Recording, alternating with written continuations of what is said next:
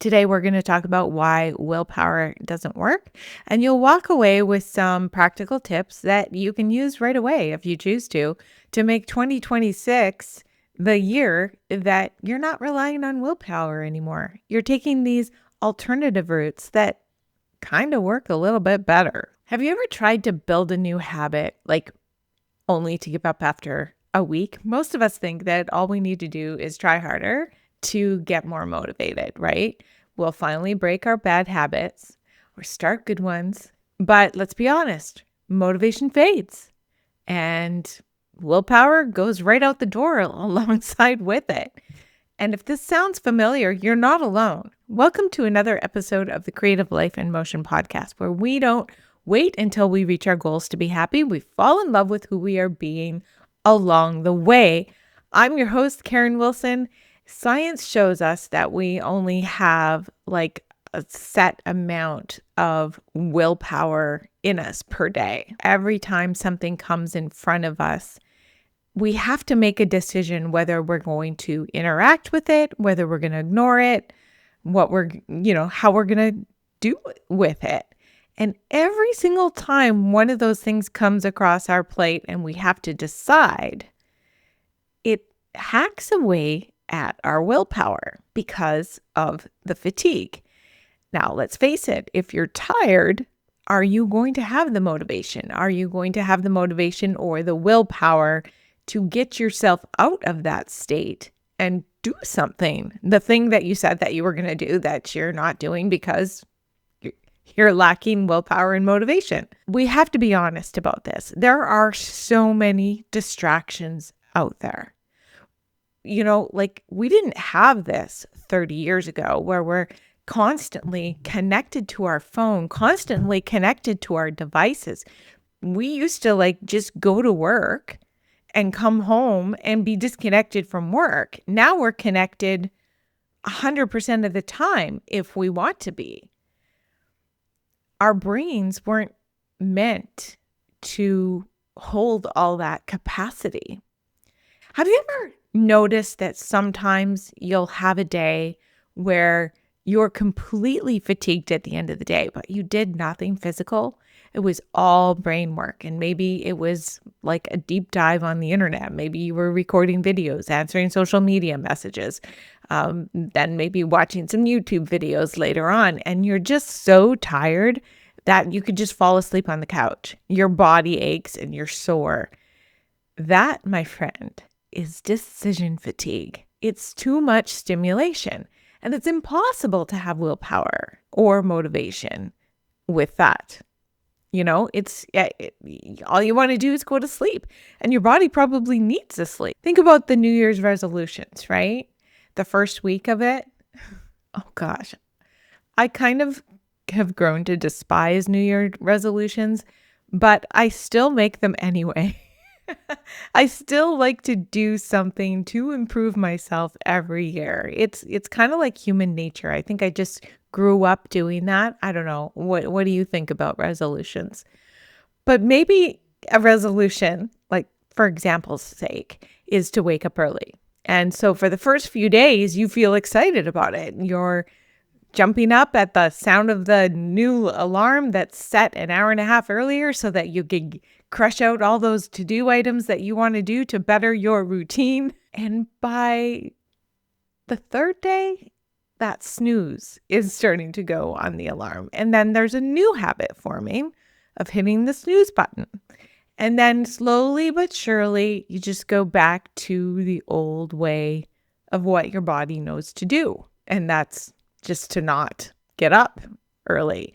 And your old routine is back, the one that's not getting you towards the goals that you want. Maybe you vow that you're going to eat healthy, but then you have a day where, you get up and you're working all day long, and then everything starts to flood in. And before you know it, it's time for dinner. You haven't eaten all day, and you end up ordering takeout because you're starving. And you say, well, it just happened once, but then that starts happening again and again and again. And you're back in your old routine, wondering why you don't have the willpower to do it. You're not failing because you're lazy or because you can't do it. You're not succeeding because your willpower is not enough. So what does work? The answer is smart routines, systems, and environment. Now, before you say, oh my gosh, that sounds like a lot, it's really not. We're going to talk about a few little things. By all means, I'm not perfect. I'm sharing with you today the things that I have implemented in my life to get big things done that I never thought I could get done because I lacked the willpower and the motivation. So let's look at a couple of things, okay? Let's not depend on force. Let's depend on the design of how we're going to curate these pockets of great environment and systems so that you don't have to think about it. So it just deletes the decision fatigue and it becomes automatic, becomes a habit, and then it becomes a person that you are being. It just becomes a part of your being, something you crave. If that sounds impossible, keep listening. Let's look at how tech can give us the upper hand now. It does have a negative effect if you're consistently glued to your tech, of course, but there are some systems that you can take hold of and use technology to your advantage if you want to. There are a lot of health apps out there now, way too many of them. But maybe it's time to incorporate something like a smart ring, where you can look at the data, where you can actually understand all the elements of what's going on in your health and get the backstory. For example, if you're struggling with sleep, how do you expect to ever have willpower? Then maybe the only thing that you should be working on is having a better sleep. And the best way to measure that is a fitness tracker or a sleep tracker, right? Think about the one thing that's going to move the needle for the motivation. Trying to do too much is a recipe for burnout. So it's just one thing.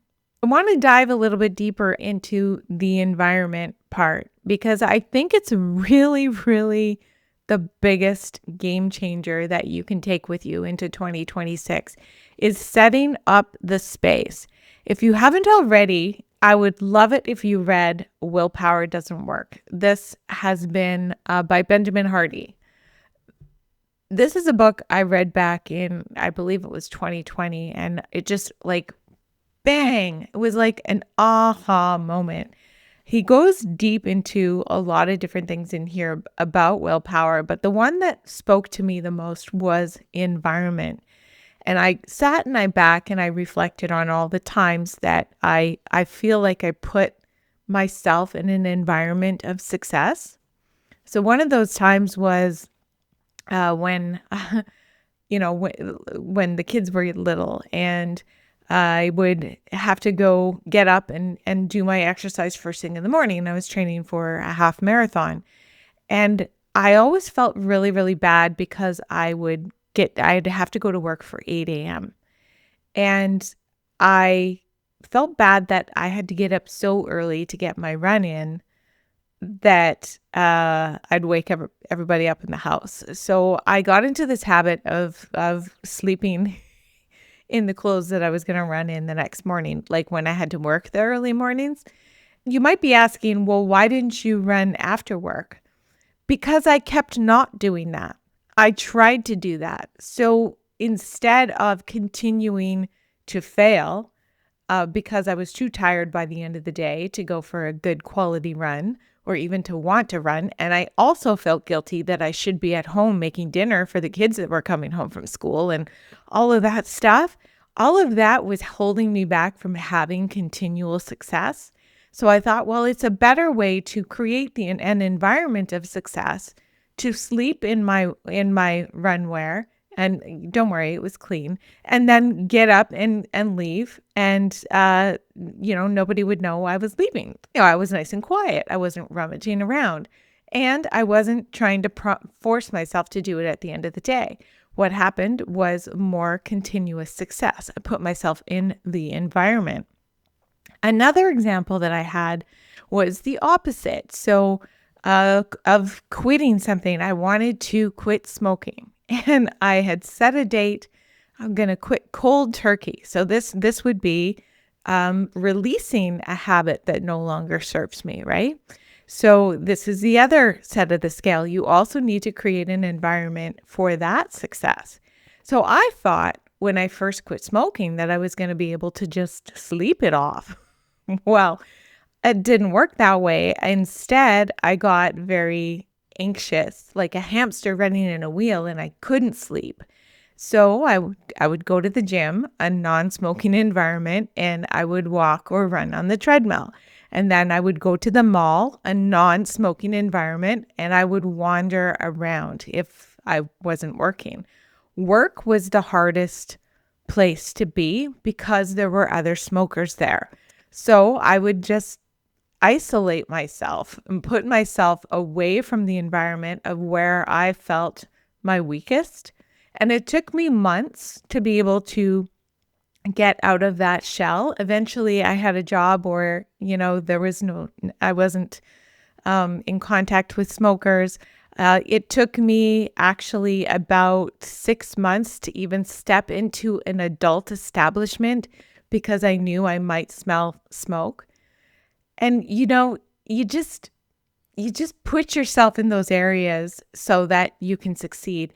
I didn't realize that that's what I was doing at the time. I was doing it as a survival tactic because I'm a little bit stubborn. And I thought, well, if I decided to become a smoker, then I could decide to become a non-smoker.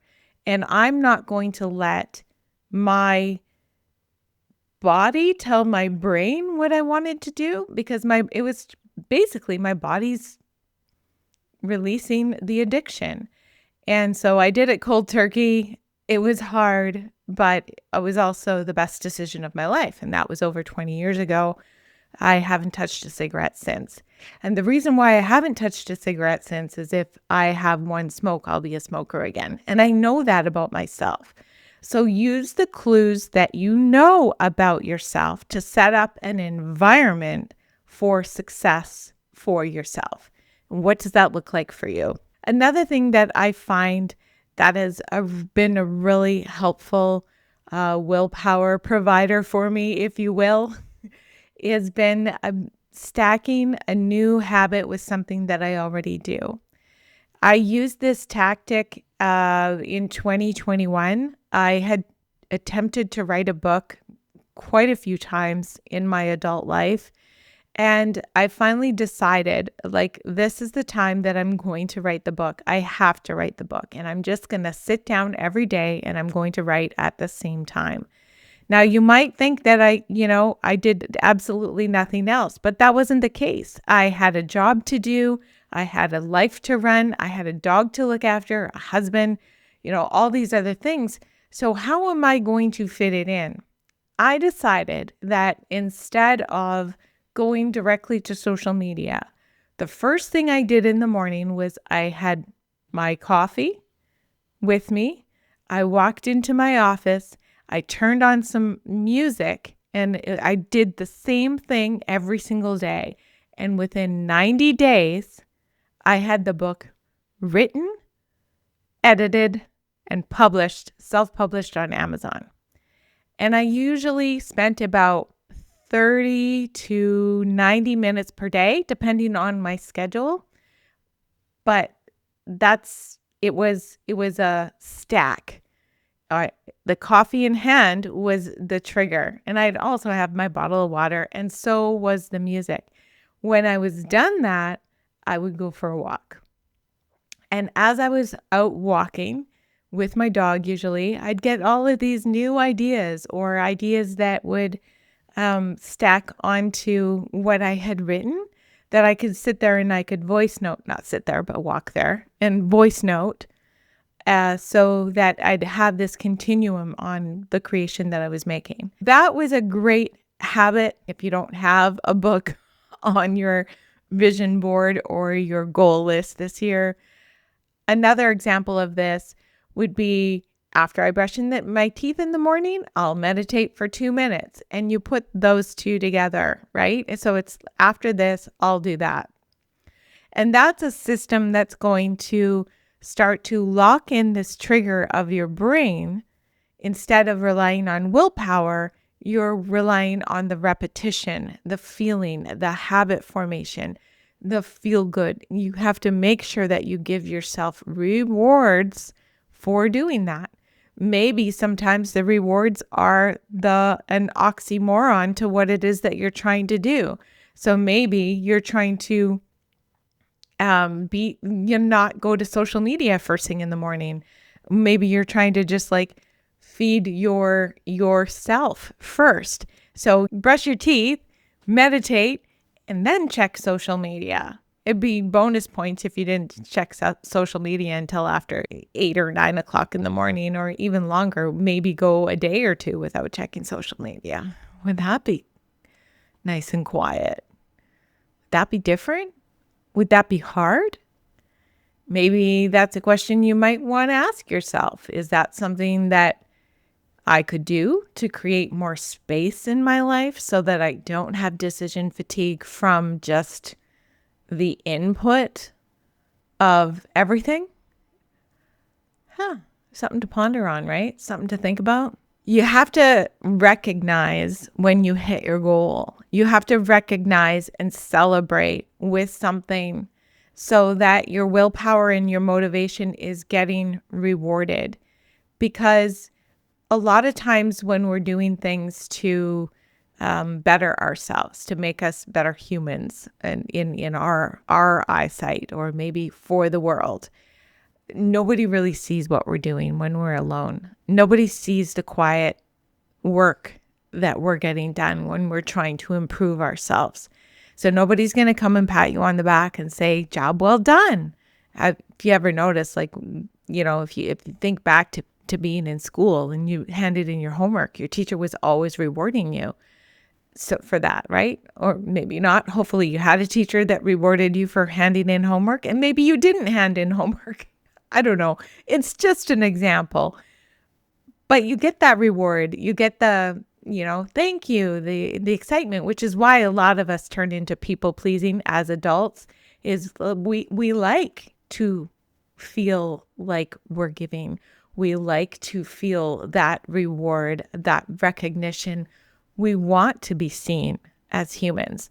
So you have to do that yourself. Think about a goal. Think about what you're going to do to get there. If I refer back to my quitting smoking story, the reward I was giving myself every week for weeks was every single dollar that I saved, I would be spending in the mall on like new clothes, new things. I was consistently rewarding myself. And then that kind of stopped because I didn't need it so much anymore. And my husband and I, we saved money to put a down payment on a house. So that was a pretty big reward. But recognizing it and giving yourself a reward will also trigger the dopamine effect, happy chemical. It's going to build the habit into a habit because you're being rewarded for it. And then it becomes part of who you are being. Remember, willpower runs out, motivation runs out, but systems and setting up your environment for success, whatever that looks like for you, it works. And everyone is individual. So you have to ask yourself the hard questions. What am I doing? What am I not doing? How can I set myself up for success? And it doesn't have to be big. It's just like one thing, because you're probably doing all the things anyway. In 2 weeks, I have a guest on the show that's going to talk a lot more. We're going to do a deep dive into environment. And that's a really interesting conversation. I'm looking forward to hearing what you think of as you lean in. What's one routine that you're going to make fail-proof this year? And if you are like, really want more of this stuff, I'm actually doing a series right now on my YouTube channel. I just released the first video yesterday, depending on, again, when you land here. So I'll make sure that you have access to that in wherever you're listening to this podcast in the description box below. And you can join me as I walk you through basically my goal system setup, but it's not the traditional way. It's all about making it simpler so that you can actually achieve what you want to achieve, be happy, look in the mirror and be proud of yourself instead of overstacking everything and feeling like, every time you start, it just doesn't work out. It doesn't have to be that way. I think we can simplify it and get further faster. That's what the Creative Life in Motion is all about. And thank you for hanging out with me here again today. And I will see you next time. Bye.